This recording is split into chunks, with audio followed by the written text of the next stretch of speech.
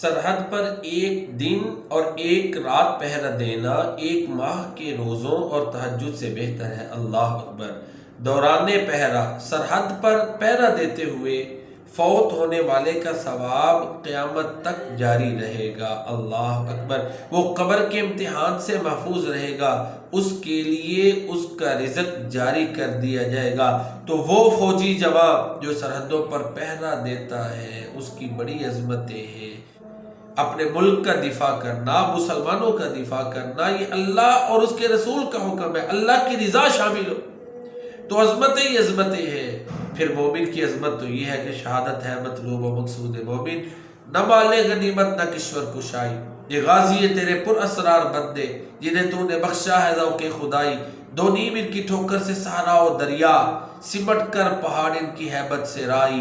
دو عالم سے کر دیتی ہے بیگانہ دل کو، عجب چیز ہے لذت آشنائی۔